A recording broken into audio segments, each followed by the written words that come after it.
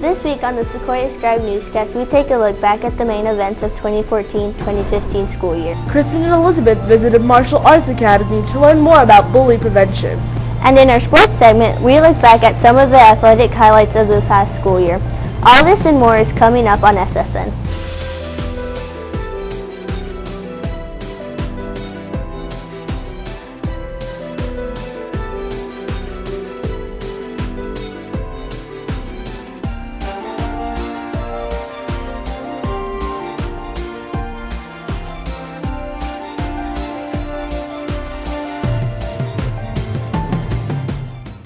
Good morning, Sevier Middle. My name is Alison. And I'm Gowri. Welcome to the final episode of SSN for the 2014 to 2015 school year. With the school year quickly approaching the finish line, SSN decided to take a look back at the eventful 2014-2015 school year. Joshua and Gabriel filed this report. This school year, many important things happened. During Spirit Week, the Student Council sponsored an event where most extracurricular activities brought talents by each other to compete in the ALS Ice Bucket Challenge. ALS is a deadly disease that targets the brain. The money gained from the challenge went towards finding a cure for it. This year's play was A Christmas Carol. As always, it was directed by 7th grade social studies teacher Mr. Nagel. There was much praise for the play. In 2014, our associate principal, Mr. Wonky, went to China. He enjoyed the business trip and found it enlightening. He said that their way of schooling is much different from ours. Over winter break, former JMS principal Mr. Harvey left the school. He was replaced by Dr. Flora.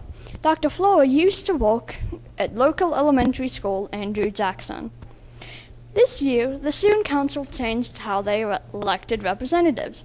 In years past, the would-be representatives would be nominated by the Student Council and record their speeches. The newscast would then air the speeches, and the student body would vote on who got each position. The new method is that only the Student Council votes on its representatives. The reason they made this change is because then you'll have people that know you better vote for you, meaning they will know whether you would be the better candidate. The Career Expo is an annual event that exposes 8th graders to career paths. Some careers were meteorology, police, and artists. The ceiling of Sevier is far from waterproof. There were holes in the roof and water leaks in classrooms and hallways. However, the problem is mostly fixed now. It's an inconvenience, to say the least. I think the ceiling should be repaired so that it doesn't leak again and cause the problem. It just about caused about $3,000 worth of calculator damage and a laptop damage. Now back to the newscast studio. Last week, a series of 3 bomb threats rocked Sevier Middle School. Each of the bomb threats was written on a wall by a Sevier student and caused the evacuation of the school. All 3 students have been identified and are in police custody. Brian Parton has been named principal of Rossa and Robinson Middle School effective July 1st, 2015. Parton replaces Jim Nash, who will assume the role of KCS Chief Student Services Officer next school year. Parton has been the principal at Thomas Jefferson Elementary School since 2006. This summer, Kingsport's Arts will offer a summer arts camp from June 1st through 5th for all rising 6th through 12th graders. The camp will focus on computer-generated art and stop-motion animations. Applications are available in Sevier's front office. This summer, Kingsport City Schools will be holding the Extreme Summer Program. This program is offered to current 7th through 9th grade students and will focus medical-related activities including making a prosthetic hand and dissecting a pig's heart. Tuition for the program will be $100 per week. The program will last for 2 weeks. The 8th grade overnight field trip to Washington, D.C. is scheduled to take place this year from May 11th through May 15th. Students participating in this trip will visit several sites in Washington, D.C., experience a professional baseball game, and visit Colonial Williamsburg and the amusement park, Busch Gardens. Bullying is always a serious concern in middle school. Kristen and Elizabeth visited a martial arts academy to find out how to prevent bullying. Bully is somebody who uses strength or power to intimidate or harm someone else. So what we do is a bully prevention program, and in that program we teach how to be confident and to stand up against those difficult situations and obstacles. The bully program at a local martial arts school, Olson's Martial Arts, has helped many students overcome When I was little, they technically bullied us in the park, so we would fight. We were taking Olson's martial arts by then, and now that there are other people around, we can know that we are safer, and if we are alone, we know that we have the skills to fight off those bullies. Yes, I have been bullied plenty of times.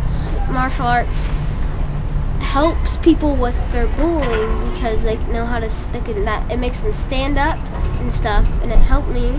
Some students at Sevier have their own ideas about what to do when faced with a bully or see someone being bullied. Punch them in the mouth. But some students at Sevier have a better idea. If you see someone bullying somebody, you should get a teacher immediately, or somebody else who can handle the situation. Tell the teacher or tell the bully to stop. The teacher immediately. Teachers have the best approach to bullies. As a teacher, I would immediately take control of the situation of seeing someone bullying someone else and bring the attention to either counselors or administration. If you see someone bullying another person, it is your job as a human being to intercede. There's a quote upstairs on the bathroom, right outside the bathroom, and it says, "Thou shalt," it's on a piece of poster board, it says, "Thou shalt not be a bully. More importantly, thou shalt not be a victim, but above all, thou shalt not be a perpetrator." If you're a bystander, if you stand and watch someone be bullied, you are worse than the bully because you're just grateful that it's not you. So not only are you a coward, but you're also a bully. I'm not a fan of bullying. This has been Kristen and videographer Elizabeth reporting for SSN. This past week started off rainy, but also had several clear and warm days. What will the weather be like this week? Joshua is standing by in the Severe Weather Center with the answer. Tri-Cities will stay steady in the mid to upper 60s, but there will also be some rain. Monday and Tuesday will be mostly sunny days. Monday night temperatures will drop into the upper 30s, but temperatures will rise back up on Tuesday. Wednesday and Thursday will feature some rain, although temperatures will stay steady in the 60s during the day and in the 40s at night. By Friday, the rain will clear out and Kingsport will have mostly sunny skies going into the weekend. Now, let's go back to the newscast studio.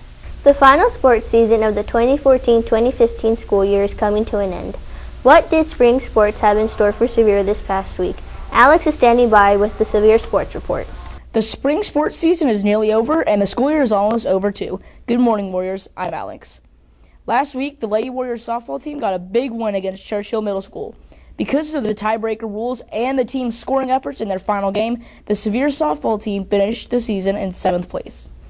At the track meet at Greenville Middle School, the Sevier boys runners came in 2nd place, only 1 point away from 1st place finisher Greenville. The girls track team also came in at 2nd place, closely trailing 1st place finisher Liberty Bell. This year, Robinson Middle School had its first male cheerleader. Recently at Sevier, one student tried to become the first male cheerleader. Gowri and Eli filed this report. Recently, John Sevier Middle School student Colt tried out for the cheer team. While most middle schools would shun the idea of a male cheerleader, John Sevier Middle School cheer team thought differently. I think that he should have a chance to try out and be on the team, but if they don't think that he's good enough, then no. I think he has a right to be. If anyone has a passion for anything, then they should do what they want to do. Shouldn't matter what gender you are. Sorta, but sorta not, because if he's not any good, then there's no reason for him to be on the team. But if he's good and can help out a lot, then it's good. Yes, because I think he will encourage other boys to try out even if they're embarrassed to. Yeah, because I was afraid to even say that I was going to try out for dance, but I tried out. I'm okay that I messed up. I accept that. But I feel like if other guys want to try out, they should.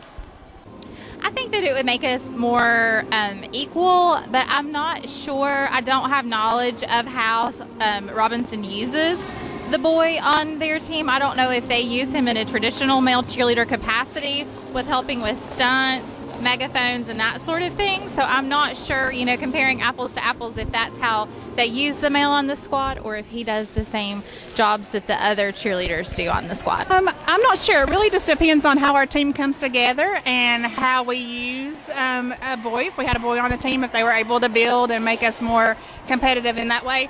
I don't necessarily think just having a boy would make us better. It would depend on, I think, the level of skill that each person on the squad brings. I think it will make us equal because then both teams will have a boy. I feel like since they have a guy on Robinson's cheer team, I feel like we should have one at least on dance or cheer, make it even. As far as I know, cheerleading is open to boys and girls, and so that's what we've allowed for this tryout, as long as everybody can fulfill the responsibilities that we've set forth. Reporting for SSN, this has been Gowri and Eli. With the school year coming to an end, Gowri and Elise take a look back at some of the athletic highlights of the school year. A few months ago, the cheer team held tryouts. Colt, a 7th grade student at John Sevier Middle School, was the first boy to try out. I think he has a right to be. If anyone has a passion for anything, then they should do what they want to do. It shouldn't matter what gender you are. Yeah, because like I was afraid to even say that I was going to try out for dance, but I tried out. I'm okay that I messed up. I accept that. But I feel like if other guys want to try out, they should. In December, the John Sevier Middle School basketball team faced off with Robinson in the Tribe Classic and won. I feel like our performance this year has been really good, and I feel like we can defeat Robinson at DB. I like it a lot. It's very fun, and it gives the students something to look forward to in the school year. The girls' basketball season this year was very successful. Our starting five has a tremendous work ethic. They have a super competitive drive, and our practices were fantastic just because of how competitive those girls were. Our proudest moment was winning area, of course. We came back, we played Greenville.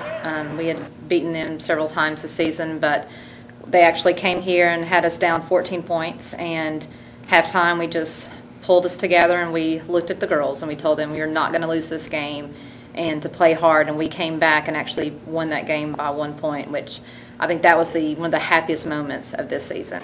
Lexi, an 8th grade student at JSMS, injured her knee in a volleyball game at the beginning of the year. Whenever I was playing my ETSU tournament, I went down to go get a ball on the other side of the court and I fell on my knee. The hardest part about replacing Lexi at that time was that we had to go so quickly into the next game.